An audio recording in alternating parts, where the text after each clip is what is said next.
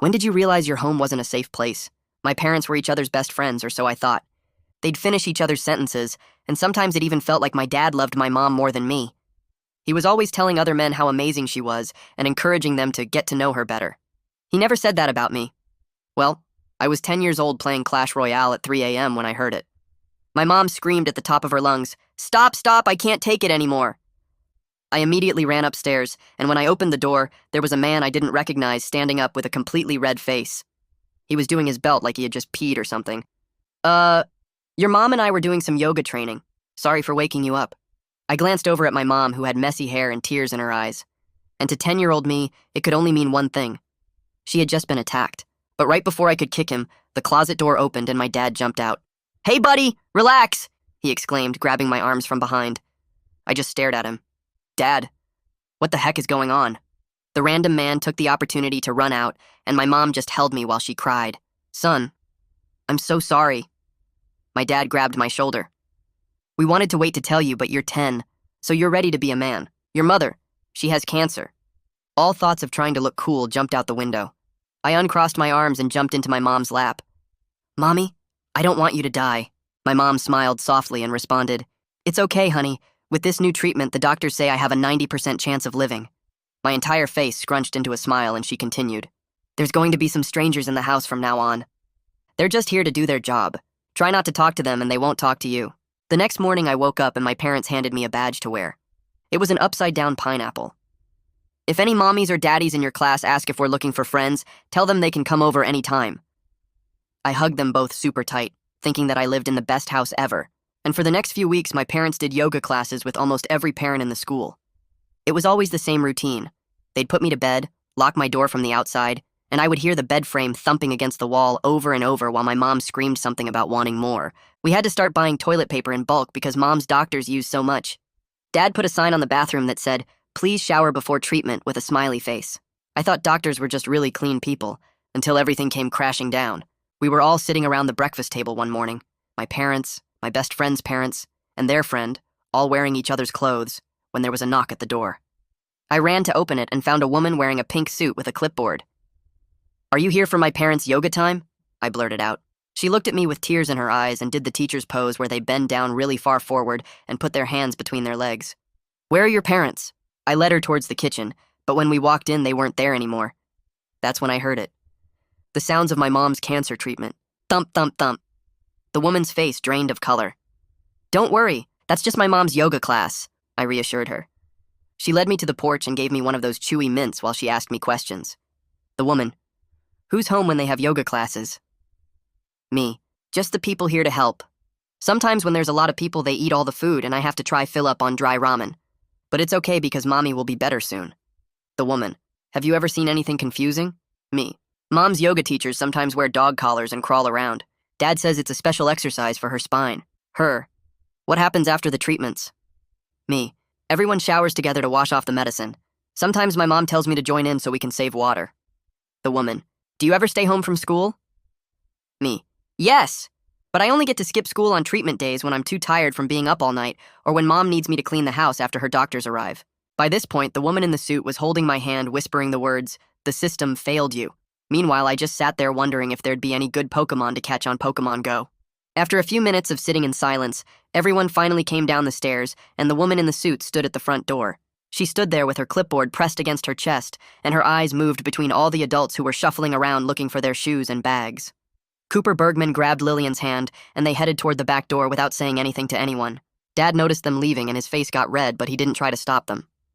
The woman walked over to where my parents were standing near the couch and pulled out a business card from her jacket pocket. My dad put on this huge fake smile and stuck out his hand like they were meeting at a party or something. She didn't shake it. Instead, she held out the card between two fingers and waited for him to take it. Mom stood behind Dad with her arms crossed over her chest, and I could see she'd been crying because her mascara was smudged under her eyes. Dad started talking really fast about how this was all a big misunderstanding and that they ran an adult wellness group focused on alternative relationship structures and personal growth. He used words I'd never heard him say before, like privacy and consenting adults, and kept gesturing with his hands like he was giving a presentation at the school. Mom just nodded along with everything he said, but she looked like she wanted to disappear into the floor. I stood near the stairs feeling confused because everyone seemed so tense and scared when just an hour ago they were all laughing and having fun upstairs. The woman finally spoke and said her name was Celia Nixon and she worked for Child Protective Services. She said she'd be back in 48 hours for a full home assessment and that there were serious concerns about appropriate boundaries and child welfare in this household. Dad's fake smile disappeared completely and he started to argue, but Celia held up her hand and said, "This wasn't a discussion." She looked over at me one more time with those sad eyes and then walked out the front door without saying goodbye.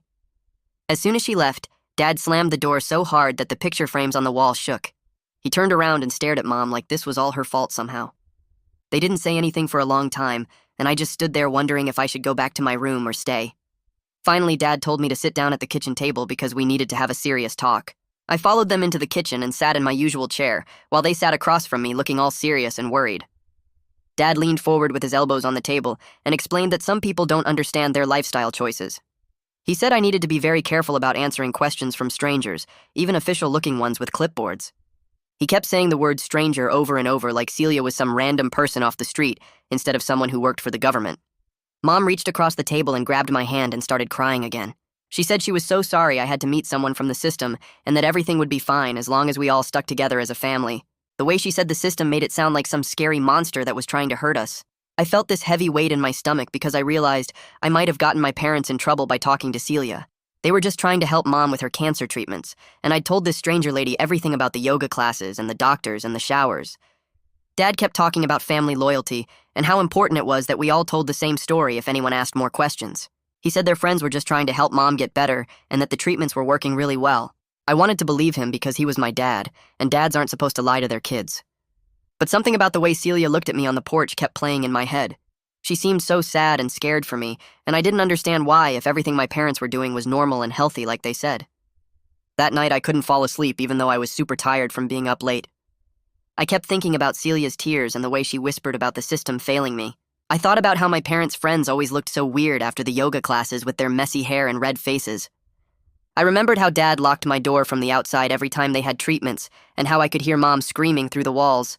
My stomach felt sick and uncomfortable like when you eat too much candy on Halloween. For the first time ever, a small voice in my head started asking if maybe the yoga classes weren't really yoga classes, if maybe the medical treatments weren't really medical treatments. But I pushed those thoughts away because thinking them felt like betraying my family, and Mom needed me to be strong while she fought her cancer. I finally fell asleep around 4 a.m. and had weird dreams about pineapples and clipboards. 2 days went by really slowly, and my parents were super nice to me the whole time. They let me stay up late playing video games and ordered pizza for dinner both nights. Dad kept asking me questions about what I told Celia and making sure I remembered the right way to explain things if she asked again. Then on the third day, there was another knock on the door right after I got home from the school. Celia was back, but this time she had another person with her, a man carrying a big camera. They spent 3 hours walking through every room in our house taking pictures of everything. They found the bulk toilet paper stacked in the hallway closet, and Celia wrote something on her clipboard. They saw the sign Dad made that said, "Please shower before treatment," with the smiley face. They opened the bathroom door and found the schedule taped there listing treatment times for different days of the week, with names next to each time slot. The other CPS worker took pictures of all of it, while my parents followed them around trying to explain everything. Dad kept saying the sign was just a joke between friends and that the schedule was for their book club. But Celia just kept writing notes and taking more pictures and asking questions about why a book club would need shower schedules and bulk toilet paper. After they finished taking pictures of everything, Celia sat down at our kitchen table and pulled out a thick folder of papers.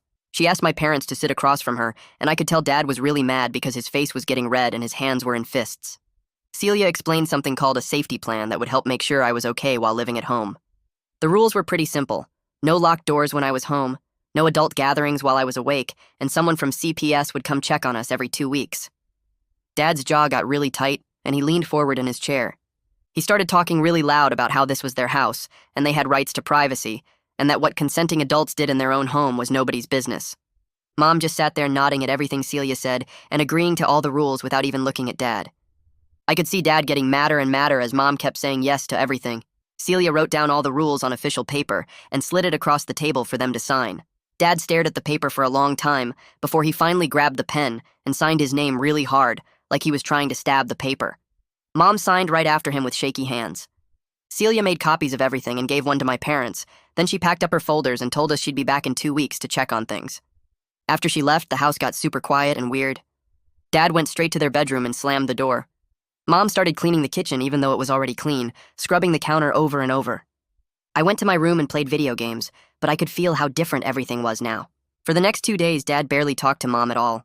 He would wake up, eat breakfast without saying anything, go to work, come home, eat dinner in silence, and then go watch TV by himself. Mom tried to start conversations, but Dad would just grunt or ignore her completely. On the second night, I woke up around midnight because I heard them arguing in their bedroom. The walls in our house are pretty thin, so I could hear almost everything. Dad was saying this was all Mom's fault for being too loud during the yoga classes, and that if she had just been quieter, nobody would have noticed anything. Mom was crying and saying that Dad was the one who invited so many people over and that she never wanted things to get this big. Dad said something about how Mom was the one who agreed to everything, and now she was acting like she was forced into it. Mom said that's not fair because Dad always made her feel like she had to say yes or he would leave her. They went back and forth like this for what felt like forever. I put my pillow over my head and tried not to listen, but their voices kept getting louder and louder. Finally, around 2 a.m., it got quiet again, and I could hear Mom crying softly through the wall. I felt sick to my stomach and couldn't fall back asleep. The next week was really tense at home.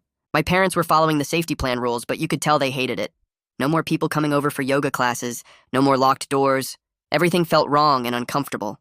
Then one afternoon, I got home from the school early because we had a half day. When I walked in the front door, I saw Dad standing outside my bedroom with his hand on the doorknob. He had that key he always used to lock my door from the outside, and he was about to put it in the lock. Right at that moment, there was a knock on the door. Dad jumped and shoved the key in his pocket really fast. When he opened the door, Celia was standing there with her clipboard. She said she was doing a surprise visit to make sure everything was going okay. Dad's face went completely white. Celia walked past him and went straight to my bedroom door, trying the handle. Then she looked at Dad and asked why he was standing outside my room. Dad stammered something about checking if I was home yet, but Celia just wrote something on her clipboard. She pulled out her phone and called someone, talking in a low voice while Dad stood there looking panicked. After she hung up, Celia told Dad that the safety plan was modified immediately. Now there would be unannounced visits at random times, and both my parents had to attend mandatory parenting classes every week. Dad's face turned red again and he started arguing, but Celia held up her hand. She said if he didn't agree to the new terms, there would be more serious interventions, and he probably wouldn't like what those were. Dad shut his mouth and nodded. A few days later at the school, my teacher, Miss Clark, asked me to stay inside during recess. She sat down next to me at one of the little tables and asked how things were going at home. Her voice was really nice and patient, like she actually cared about the answer. I felt nervous because I remembered what my parents told me to say if anyone asked questions. I repeated the words Dad made me practice, that my parents' choices were private, that everything they did was between consenting adults, and that I was perfectly safe and happy. But even as I said the words, my voice sounded weird and fake. Miss Clark just nodded and said I could always come talk to her if I needed anything. The next time Celia came for a visit, she pulled me aside while my parents were in the other room. She handed me a card with a cartoon superhero on it and her phone number written in big numbers. She told me I could call her any time, day or night, if I felt unsafe or confused about anything. Then she leaned in close and whispered that if my parents were listening when I called, I could use special code words. She said if I told her I was calling about homework, that meant I needed help but couldn't talk freely.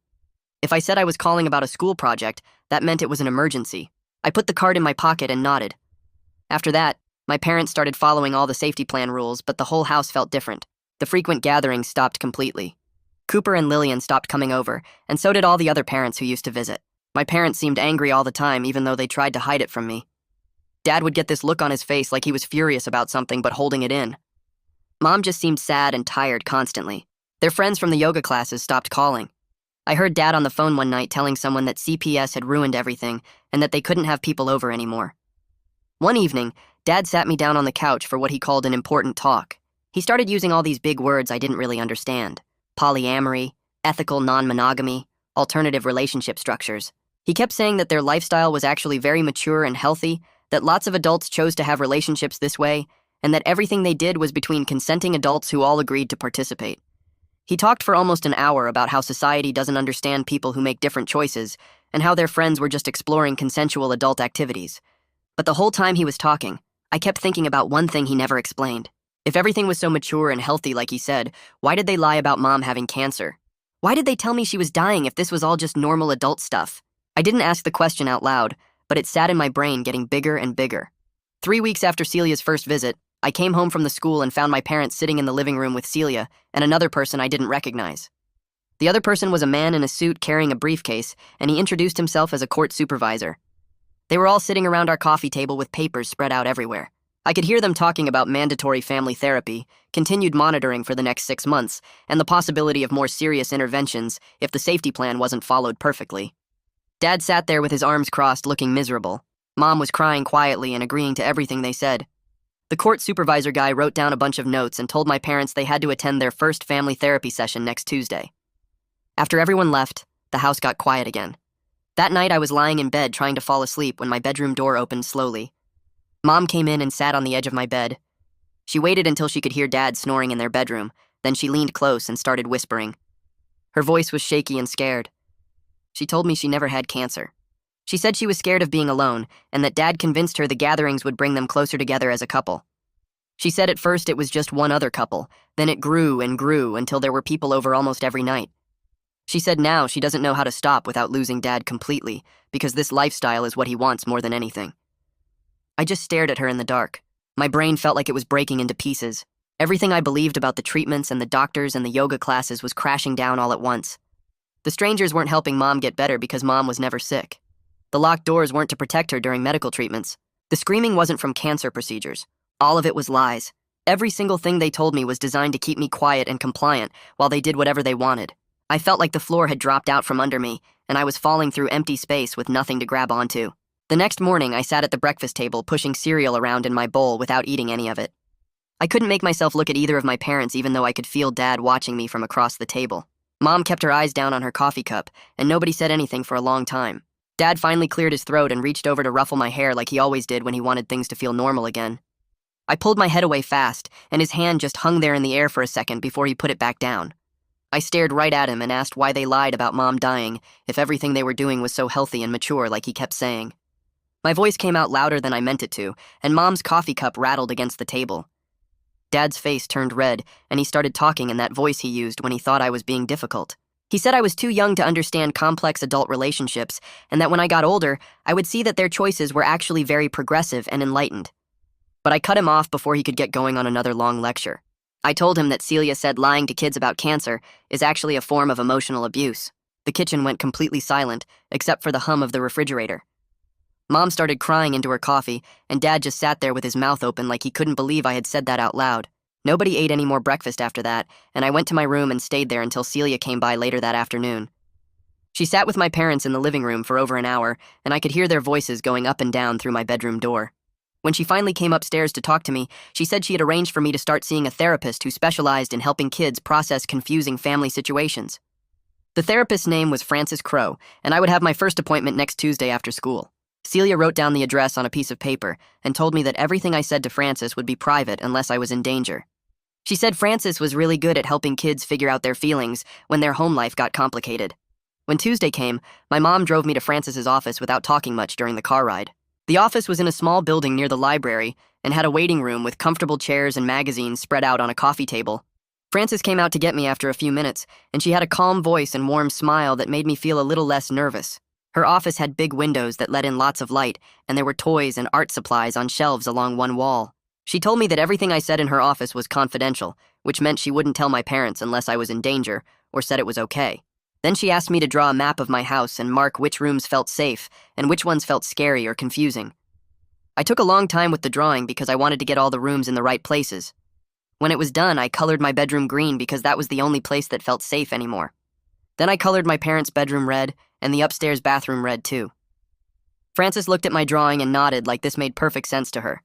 She didn't act shocked or surprised, and she didn't try to tell me I was wrong about how I felt. She just asked me questions about why I chose those colors and listened really carefully to my answers. When the session was over, Frances walked me back out to the waiting room where Mom was sitting. But Dad was there too now, standing by the door with his arms crossed. As soon as Mom and I started walking toward the exit, Dad stepped in front of Frances and started talking loud enough that everyone in the waiting room could hear.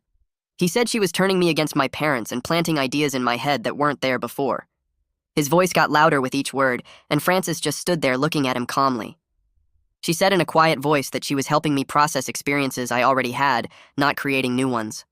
Dad's face turned even redder, and he opened his mouth to say something else, but Frances held up her hand and told him that if he continued to harass her in her workplace, she would have to call security. Mom grabbed Dad's arm and pulled him toward the door, and I followed them out to the parking lot. The car ride home was tense and silent, and I could see Dad's hands gripping the steering wheel so tight his knuckles turned white. That evening, I was lying on my bed trying to do homework when I heard my parents start arguing downstairs. Their voices got louder and louder until I could hear every word through my bedroom door, even though I put my pillow over my head. Mom was saying she wanted to stop the gatherings completely and focus on fixing things with me. Dad's voice came back angry, saying that she was letting CPS destroy their life and giving up on everything they had built together. He said she was being weak, and that if she really loved him, she would stand up to the system instead of caving to their demands. Mom started crying and saying that she loved me more than any lifestyle choice and that she couldn't keep living like this knowing how much damage they had done. The argument went on for over an hour, and I heard things crash and doors slam before it finally got quiet again. The next week, Celia came by the house for one of her check-in visits and asked if she could talk to me alone on the porch. We sat on the steps and she had a serious look on her face that made my stomach feel tight. She said she needed to explain something to me about the upside-down pineapple symbol my parents had given me. She used words that were simple enough for me to understand, but she didn't try to make it sound nicer than it was. She told me that in some adult communities, the pineapple was a signal that people were interested in a specific kind of relationship arrangement. As she explained it more, all the weird looks and whispered conversations from other parents at the school suddenly made horrible sense. I felt my face get hot and my hands started shaking because I realized I had been wearing that badge every single day, telling everyone at the school that my parents were looking for those kinds of friends. The next day at the school, I ripped the pineapple badge off my shirt during lunch and threw it in the trash can by the cafeteria doors. Harold was walking past and saw me do it, and he stopped to ask why I was throwing it away. I told him his parents were weird and that he should ask them what they did at our house on all those nights they came over. Harold's face got confused and he said his parents told him they were just playing board games with my parents. I said that wasn't what they were really doing and that he should ask them about it when he got home. Harold walked away looking worried, and I felt bad for saying it, but also relieved that I didn't have to keep pretending everything was normal anymore. That afternoon, when my mom picked me up from the school, several of the other parents who used to smile and wave at us just turned away and walked to their cars fast. Mom noticed it too, and her hands gripped the steering wheel the same way Dad's had after the therapy appointment. When we got home, Dad was waiting in the driveway and he was furious. He said Cooper and Lillian had called to say they were cutting off all contact with our family and that several other parents from the gatherings were avoiding them at the school pickup. He looked right at me and said I had ruined their social circle and destroyed friendships that took years to build. Mom tried to defend me, but Dad just went inside and slammed the door so hard the windows rattled. 3 weeks later, we all had to go to a court hearing downtown in a big building with marble floors and metal detectors at the entrance. Judge Kingsley Hampton sat behind a huge wooden desk and looked through papers while a court supervisor talked about our case. The judge ordered continued services, including family therapy sessions twice a month, individual therapy for both my parents, and monthly monitoring visits from CPS. He said these requirements would stay in place for at least 6 months and possibly longer depending on how things went. Dad sat through the whole hearing with his arms crossed and his jaw clenched tight, not looking at anyone. Mom cried quietly and kept nodding and promising to do better whenever the judge asked her questions. When it was finally over, we walked out of the courthouse and got in the car, and nobody said anything the whole drive home. The next week, Frances had me sit on the floor of her office with a big box of toys spread out between us. She pulled out some dolls and action figures and told me to make up any story I wanted using them. I grabbed a kid doll and some adult dolls and started setting up a scene where the kid locked all the adults outside a house. Then I had the kid doll go to the kitchen and eat a huge meal without anyone bothering him, and after that the kid went to sleep in his bed for the whole night without any noise waking him up. Frances wrote notes on her clipboard the entire time and asked me why the kid needed to lock everyone out. I told her because then he could finally feel safe and have enough food and sleep without weird stuff happening, and she nodded like that made perfect sense. When Mom picked me up from therapy that day, she asked what we talked about, but I just shrugged and said we played with toys. At home that evening, Mom and Dad got into another argument about the family therapy sessions, and I heard Mom say the word inappropriate for the first time when talking about the gatherings. Dad's voice got really loud and he said she was letting the system brainwash her into thinking normal adult fun was somehow wrong. Mom didn't back down though, and she kept repeating that having those activities while I was in the house was inappropriate, no matter how they tried to justify it. Dad slammed the bedroom door and didn't come out for the rest of the night, while Mom sat on the couch looking tired but also kind of stronger than before. The court ordered Dad to take parenting classes every week, and he started going but complained about it constantly. He'd come home from each class and rant about how the instructor didn't understand alternative lifestyles and kept pushing traditional family values on everyone. Dad insisted over and over that the only real problem was getting caught by CPS, not what they were actually doing at the gatherings. He said if we'd just been more careful about timing and keeping me away from the activities, then none of this would have happened. Mom tried to argue with him about it, but he just talked over her and said she was turning into one of those judgmental people who couldn't handle adults making their own choices. One afternoon, I was in my room playing on my phone when I heard Dad talking on his in the hallway. He was telling someone that they should have the next gathering at their house instead of ours, since we had too much CPS attention right now. My stomach dropped, and I immediately grabbed the card Celia gave me and called her number with shaking hands. She answered on the second ring, and I whispered that Dad was planning to go to a gathering at someone else's place. Celia said she'd be there soon and told me to stay in my room until she arrived. Less than an hour later, the doorbell rang, and I heard Celia's voice at the front door asking to speak with my parents. Dad's face went completely pale when he walked into the living room and saw her standing there, and he realized right away that I must have called her. Celia asked him directly about the phone conversation, and Dad stammered something about just talking to an old friend, but she wasn't buying it. She made some calls right there in our living room, and then told my parents the safety plan was changed immediately.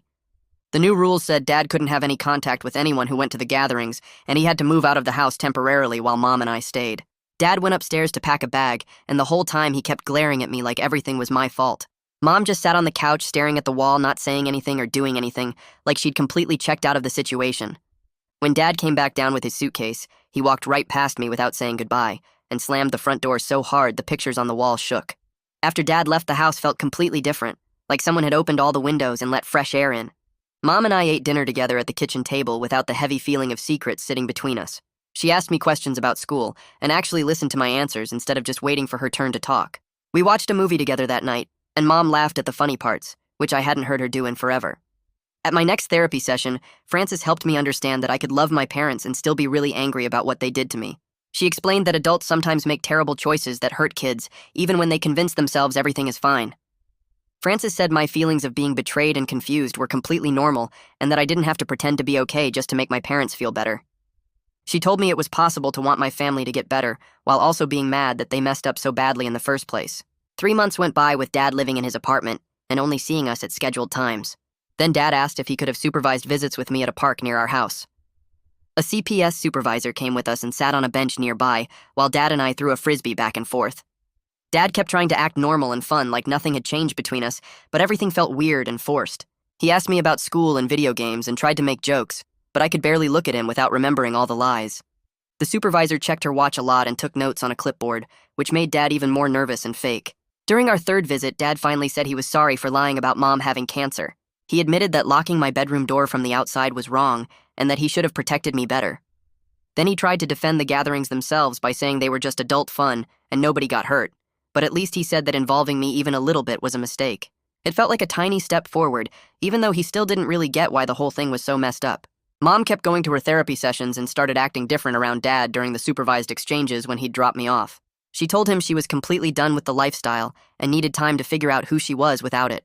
Dad got really upset and accused her of abandoning him and everything they built together. Mom stayed calm, though, and said she needed to focus on being a better parent, and that meant making choices he might not like. I stood outside their bedroom door listening to every word, and something inside me felt different, like maybe Mom was actually starting to get it. A few weeks later, I turned 11, and Frances handed me a small leather journal during our session. She told me I could write down anything I wanted, and nobody would ever read it unless I chose to share it, which made it feel like a safe place to put all the stuff bouncing around in my head.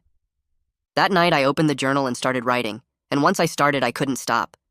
I filled pages with how angry I was about the cancer lie, how I kept wondering what parts of my childhood were real and what parts were just another trick to keep me quiet. I wrote about missing the version of my parents I thought I had, the ones who were just helping sick people instead of doing whatever they were actually doing. The words poured out faster than I could think them, and my hand cramped up, but I kept going because it felt like finally getting to say all the things I wasn't allowed to say out loud. 3 weeks later, Mom got a call from the courthouse and we had to go back for another hearing with Judge Hampton. We sat in the same waiting room as before, and Dad showed up separately, which felt weird but also kind of better. The judge reviewed all the reports from Frances and the parenting classes and the supervised visits, then announced that Dad could move back home under strict conditions.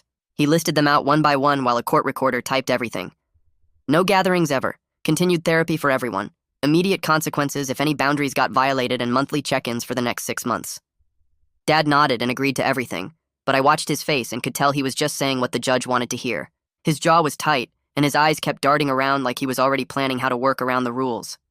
When we got home that afternoon, Dad brought his suitcase back from the apartment and unpacked his stuff into the guest room since Mom still wasn't ready for him to sleep in their old bedroom. The first week with Dad back was the most uncomfortable thing ever. He kept trying way too hard to be the fun dad, asking if I wanted to play video games or offering to buy me new shoes or take me out for ice cream.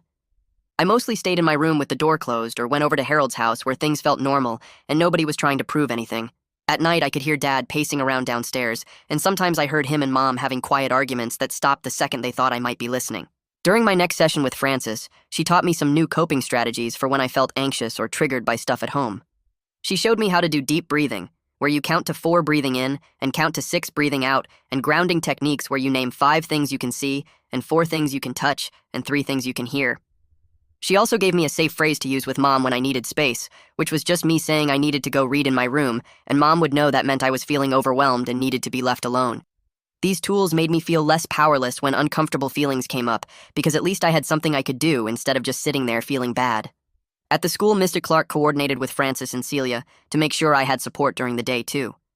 She told me I could take breaks in the counselor's office whenever I needed to, and she wouldn't push me to explain why, which made school feel like a safe space where nobody was demanding anything from me.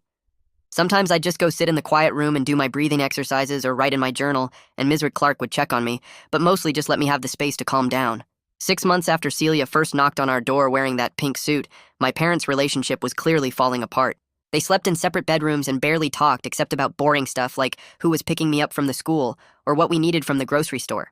Mom started making comments during therapy sessions about maybe separating permanently once the court case officially closed, and Dad's face would go red, but he wouldn't say anything until we got home. One night I heard them arguing in the kitchen after they thought I was asleep. Dad was trying to convince Mom to give the lifestyle one more chance with better boundaries this time, saying they could be more careful and keep me completely separate from everything. I crept to the top of the stairs and heard Mom firmly tell him no. Her voice was steady and clear when she said she was finally realizing how much she lost herself trying to keep him happy, and that she needed to focus on being a better mother instead of worrying about his needs all the time.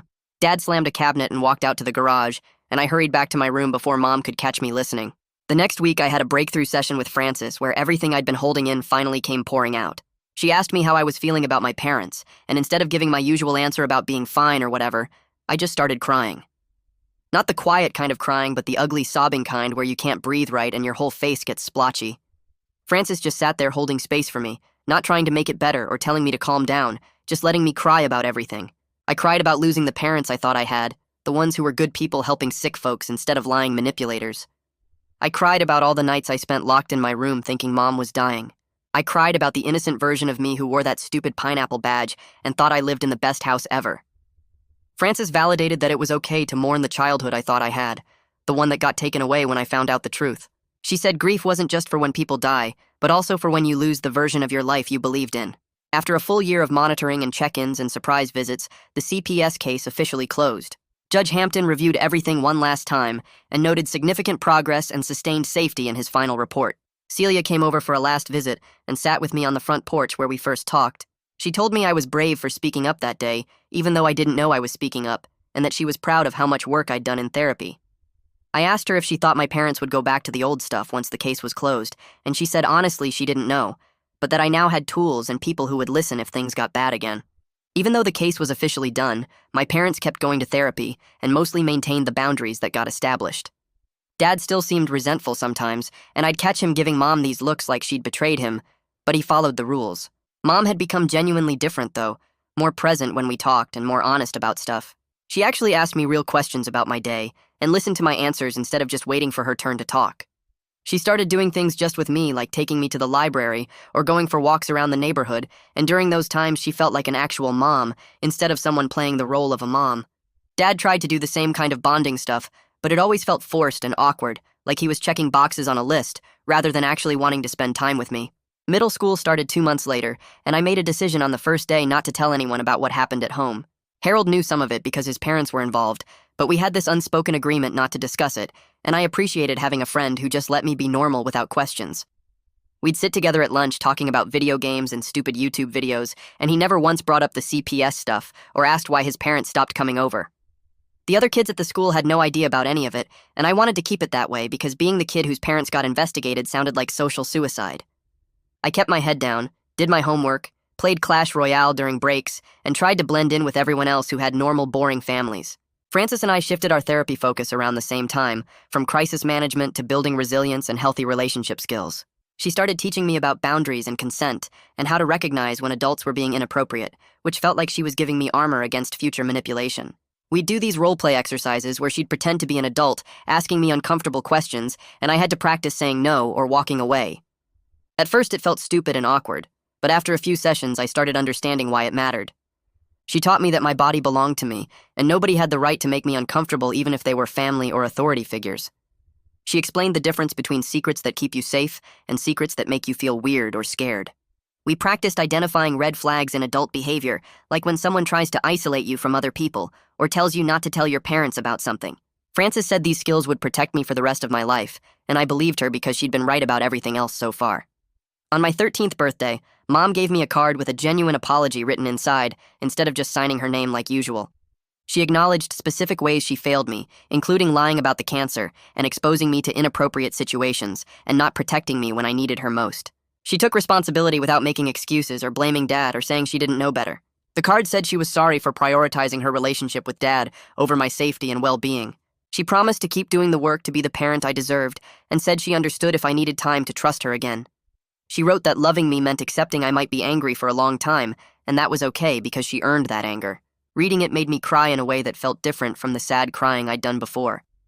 This felt more like relief that she finally got it and wasn't trying to minimize what happened anymore. The apology meant more than any present could because it showed she was actually listening to Frances and taking therapy seriously instead of just going through the motions to satisfy the court. Dad's apology came later and felt less complete, but at least he tried. He sat me down one weekend and admitted that his need for excitement and validation mattered more to him than my well-being for a long time. He said he convinced himself the gatherings were fine as long as I didn't fully understand what was happening, but now he realized how messed up that logic was. He told me he was trying to change, but knew it would take years to rebuild my trust, which was at least honest. Unlike Mom's written apology, Dad's felt more like he was reading from a script his therapist gave him. The words were right, but something about his delivery made it seem like he was apologizing because he had to not, because he fully understood why. He kept adding little justifications like how other kids in the lifestyle community turned out fine, or how he thought locking my door was protecting me. I accepted his apology because what else was I supposed to do, but I didn't feel the same relief I felt with Mom's card.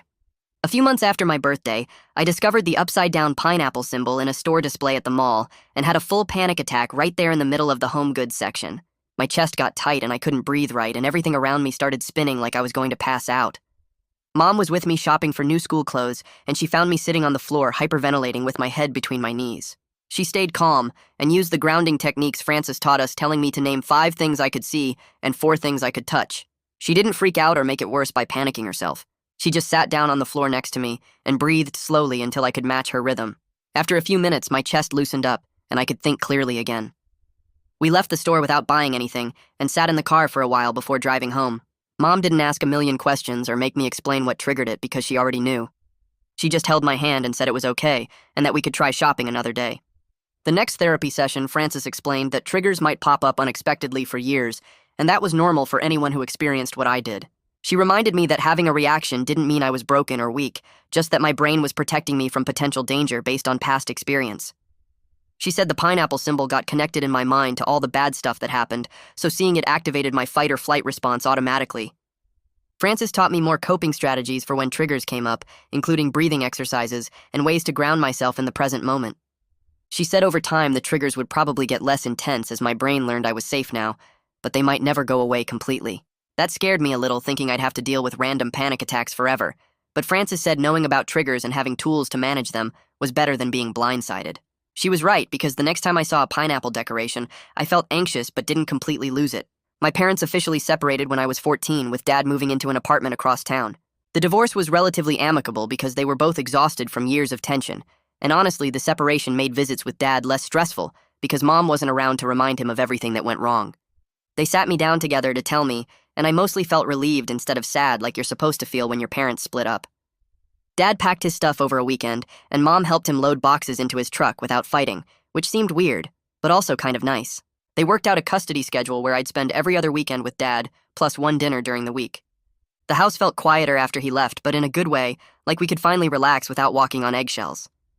Mom seemed lighter too, like a weight had been lifted, and she could breathe properly for the first time in years. I started spending weekends with Dad at his apartment, and slowly we built a different kind of relationship that felt more honest and less performative. His place was small with just 2 bedrooms and basic furniture, but it was clean and felt more normal than our house ever did. He was dating someone new in a traditional monogamous relationship and seemed genuinely happier without the pressure of maintaining the lifestyle he thought he wanted. Her name was never mentioned around me per the custody agreement, but I could tell from the way he talked about his week that he had someone making him smile. We'd order pizza and play video games or go see movies, and he stopped trying so hard to be the cool, fun dad. He asked real questions about school and actually listened to my answers instead of waiting for his turn to talk. Sometimes we'd sit in comfortable silence, which never happened before because Dad always needed to fill every quiet moment. It wasn't perfect, and I still felt guarded around him, but it was better than the forced bonding attempts from before. Mom started taking college classes at the community college and discovered she loved learning about psychology and social work. She'd come home from class excited to tell me about what she learned and how it connected to our experiences. She said maybe she could use what she learned from her mistakes to help other families avoid similar situations, which seemed like a healthy way to process everything. She studied late into the night sometimes, and I'd find her at the kitchen table surrounded by textbooks and notes. Her grades were really good because she actually cared about the material, unlike when she was younger, and just went through the motions. She talked about maybe becoming a family therapist or working for an organization that helped parents in crisis. Watching her work towards something meaningful made me respect her more than I had in years. She was finally figuring out who she was outside of being Dad's wife or my mom. Francis and I agreed to reduce therapy to monthly check-ins since I was doing so much better overall. I'd built real friendships at the school beyond just Harold, and my grades were good, and I had healthy coping strategies for when difficult feelings came up. Francis said she was proud of how much work I'd done, and that I should be proud too. We still met once a month to touch base and make sure I wasn't sliding backward, but the sessions felt more like conversations with a trusted adult than intensive therapy. She reminded me I could always come back to weekly sessions if things got hard again, and that needing help wasn't a sign of failure. The progress felt real and earned, not like someone just telling me I was fine when I wasn't. I could handle triggers better, set boundaries with both parents, and actually enjoy being a teenager instead of constantly processing trauma. When I turned 15, Francis gave me a therapy assignment to write a letter to my 10-year-old self. I sat at my desk staring at blank paper for 20 minutes before I finally started writing. The words came out messy and honest. I told that scared kid that none of it was his fault, that talking to Celia was the bravest thing he could have done, and that life gets better even though the path forward is hard and confusing. I folded the letter and put it in my desk drawer where I could find it on bad days. A few weeks later, I was cleaning out my closet and found a box of old stuff from elementary school. There at the bottom, under some Pokemon cards and broken toys, was the pineapple badge. I picked it up and held it for a long time, remembering how excited I felt when my parents first gave it to me. I remembered thinking I lived in the best house ever, and that my parents were the coolest people in the world. Then I walked downstairs and threw it in the kitchen trash without saying anything to Mom. She saw me do it and just nodded, and that was enough. High school brought new challenges, but I discovered something unexpected. Other kids started coming to me when they had problems at home. A girl in my English class whose parents were getting divorced asked me how I dealt with my parents splitting up. A guy on the soccer team whose dad had addiction issues wanted to know how I handled having a parent who made bad choices. I became the person friends trusted when they needed someone who understood that families can be really complicated and that it's okay to have mixed feelings about the people who raised you. I never told them the specific details of what happened in my house, but somehow they knew I got it. During my junior year, Mom walked across the stage at the community college and received her associate degree. I sat in the audience clapping as loud as I could while she smiled bigger than I'd seen in years. She got a job at a nonprofit as a family support specialist, working with parents who were involved with CPS. She helped them understand the system and make better choices for their kids. She was genuinely good at it because she understood their perspective in a way other workers couldn't. Watching her help other families avoid the mistakes she made felt like proof that people really can change if they do the actual work. Dad joined a men's group focused on healthy relationships and taking responsibility for your actions. I didn't hear much about it until one afternoon when he called me. His voice sounded different, quieter and less defensive than usual. He said the group helped him understand how his choices impacted me in ways he was too busy justifying to see before. His voice cracked when he thanked me for not giving up on him completely, even when I had every reason to. I didn't know what to say, so I just told him I appreciated him telling me that. It wasn't a magic moment that fixed everything, but it mattered. When I turned 18, Francis suggested we do a final review of my progress since that first session, when I colored the house map with red and green crayons. We looked through old journal entries and worksheets, tracking how far I'd come in understanding boundaries and processing what happened. We talked about how I built a life that feels safe and real, instead of performative and confusing. Sitting in her office looking at all that evidence of growth, I realized I was actually proud of myself. The work was hard and messy, and sometimes I wanted to quit, but I didn't. My high school graduation arrived on a sunny Saturday in June. Mom sat in Section B with her boyfriend, and Dad sat in Section F with his girlfriend. They were both genuinely happy for me in their own ways. After the ceremony, Mom brought me flowers, and Dad brought a card with $200 inside. I hugged them both because I learned that forgiveness doesn't mean pretending nothing happened. It just means choosing not to let the past control every single decision you make going forward.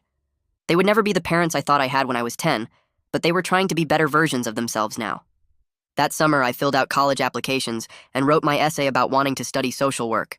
Frances and Celia, and even Mom's journey toward fixing her mistakes, all inspired me. I wanted to be the person who shows up for kids living in confusing situations and helps them understand they deserve safety and honesty. I wanted to be someone's Frances, someone's Celia. A week before leaving for college, I met Celia for coffee at a place near campus. She looked the same as she did that day in the pink suit, except with a few more gray hairs. She told me she thinks about my case often, especially on hard days when she questions whether her job makes any difference. She said seeing me thriving and heading off to study social work makes all the difficult parts of her work feel worthwhile. I thanked her for being the person who showed up that morning and asked the right questions that finally let the truth come out. She smiled and said I was the brave one, not her. I told her we could both be brave. She paid for my coffee and gave me her new business card for when I started my internship hours. As I walked back to my car, I thought about that 10-year-old kid playing Clash Royale at 3 in the morning. He had no idea what was coming, no idea how much his life would change. But he survived it and became someone stronger, someone who could help other kids survive their own confusing situations. That felt like enough. And that's the takeaway from this one. I try to make sure each story gives you something you can carry into your own life. If it sparked even one good idea, that makes it worth it. Subscribe so you can catch the next one.